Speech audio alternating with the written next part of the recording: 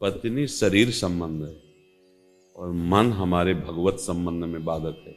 वही तुम्हारी बात नहीं मानता तो बाहर का प्रश्न मत करो, अपने मन को संभाल लो, सब ठीक हो जाएगा। अपने मन को संभाल लो, अपने मन को भगवदाकार कर लो, प्रियाजू के चरणों में समर्पित कर दो, तो आपको पत्नी पत्नी नहीं दिखाई देगी, उसमें जगतपति दिखाई देगा कि हमारी वासना की पूर्ति के लिए मेरा प्रभु मेरी पत्नी रूप लेके आया। समस्या का समाधान। तुकाराम जी महाराज, विठ्ठल विठ्ठल विठ्ठल केशव विठ्ठल विठ्ठल विठलाम, वो पानी भर के ला रहे, हर समय विठ्ठल विठ्ठल लगा रहता है, घर में खाने को नहीं, विठ्ठल विठ्ठल विठ्ठल। और गए खूब जाके कटु वचन बोले, पूरा मटका पानी के ऊपर फेंक दिया। हो गए भाग्यवान, हमने तो सुना था जो गरजते बरसते ले, तो गरजी भी और बरसी। विठ्ठल विठ्ठल। भक्त लड़ाई थोड़ी लड़ता है, भक्त तो कृपा देता है। गन्ना 4-5 किसी भगत ले दिए थे तो घर ले जा रहे थे, 2-4 बच्चे रास्ते में मिल गए, वो मांगे तो दे दिए, एक गन्ना बचा। पत्नी ये दूर से देख रही थी, गए और एक गन्ना, उनका 4 और थे, बांट दिया ना। ये कुछ कमाता भी नहीं, जो मिलता भी है वो बांट देता, पूरा गन्ना टूट गया। उनका कोई बात नहीं, तोड़ना तो था ही, टूट गया, अच्छा है। कभी गुस्सा, तुम्हारी बात वो क्यों माने? तुम अपने गुरु की बात मानते हो, तुम भगवान की बात मानते हो, अगर मान लो तो सब भगवत स्वरूप है, कोई झंझट ही नहीं। तुम अपने को ठीक करो। यहाँ सांसारिक प्रपंच का निर्णय थोड़ी होता है, यहाँ भागवतिक निर्णय। अपने मन को भगवदाकार कर लो तो वासुदेवा सर्वमित्सम आत्मा से दुर्लभा कोई है ही नहीं। और अगर ये सोचो कि पत्नी तुम्हारे अनुकूल चले, तुम्हारे अधीन चले, ऐसा क्यों चले? तुम्हारी नौकर थोड़ी है।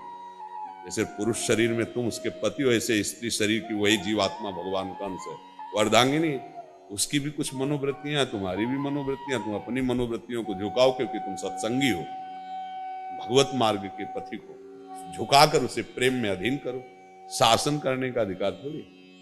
जैसे लोग समझते हैं ना कि पत्नी एक साधारण चीज नहीं, जो जीवात्मा तुम हो वही जीवात्मा वो है। वो स्त्री शरीर में, तुम पुरुष शरीर में, और दोनों एक मित्र बन करके भगवत सलाह लेकर चलो मार्ग में। 3 गुण है माया के, हो सकता है तमोगुण स्वभाव, रजोगुण स्वभाव, तो तुम्हारे भाग्य के कर्माधीन होकर वो पत्नी बनी आके ना निर्वाह करो। भक्त होना इसलिए कह रहे, लड़ो मत, मारो पीटो मत। अच्छी बात बता दी, नहीं मान रही तो जैसे हमारे शरीर में रोग है हम सह रहे ना, ऐसे उसको ये मानकर कि प्रतिकूलता सहने के लिए भगवान ने मुझे दिया। तुम्हारा भजन बनेगा, तुम्हारा भाव बन। अगर बिगड़ गया तो फिर रात दिन उसी घर में रहना, जलो और द्वेष करो, भजन वजन तो सब चला जाएगा, तेरे दिल लाज जूता होंगे, कोई मार्ग नहीं मिलेगा। ये बहुत गंदी बात है जो स्त्रियों को कोई नीचा समझता हो या स्त्रियों को अपनी दासी समझता हो, ऐसा नहीं समझना चाहिए। दोनों एक मित्र हैं, दोनों इस संसार मार्ग की गाड़ी जो चलती है ना, उसके पहिए दोनों के बराबर होते हैं। अगर एक भी छोटा उसमें लगा दो तो गाड़ी पलट जाएगी। ये जो लोग समझते हैं ना कि मैं पुरुष हूं तो बहुत बड़ी चीज हूं, ये स्त्री है तो एकदम छोटी बात है, ऐसी बिल्कुल गलत है। तुम्हारा जैसा जीवन है वैसे ही उसका भी जीवन है।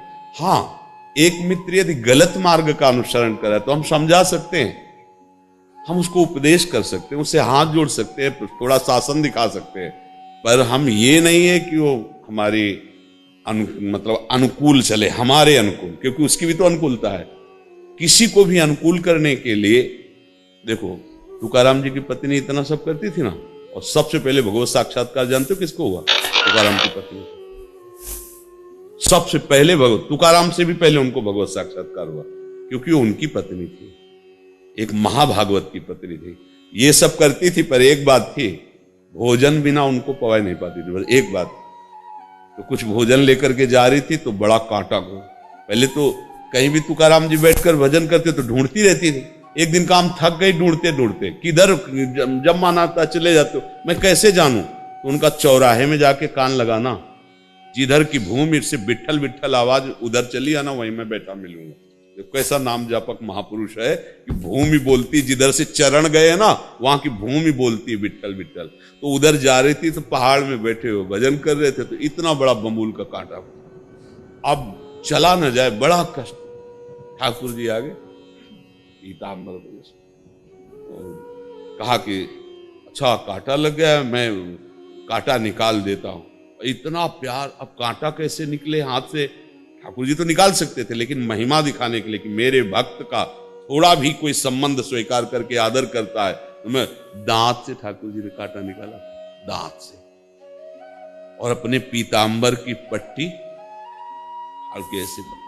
जब वो गई लंगड़ाती तो तुकाराम जी का, आज तुकाराम जी जो दर्शन कर रहे थे, महाभागवत के दर्शन कर रहे थे, अब पत्नी पत्नी ले रही कृष्ण साक्षात्कार की, तो उनका कि आज विशेष आनंद मिल रहा आपको, आप लंगड़ा कैसे रहे? तो उनका कांटा लग गया। फिर बोले एक आया था सांवला सांवला था, और वो तुकाराम जी के आंसुओं की झड़ी लग गई, प्रभु प्रभु कितने कृपाल। तो उन्होंने बताया दांत से कांटा निकल। तो और आप भजन करो, आप भक्ति में डूबो, तो आपके संबंध से उसका स्वभाव क्या, उसका जीवन परिवर्तन हो जाएगा।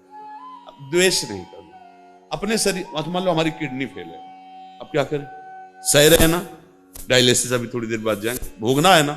मान लो हमारा कोई प्रारब्ध कर्म है, उसी की बुद्धि में बैठ के भोगवा रहा है, नहीं अभी वो बुद्धि अनुकूल हो जाए, समझना, जो हमारे प्रतिकूल अभी अनुकूल हो जाए, तो अभी तुम उसके राग में बंध जाओगे।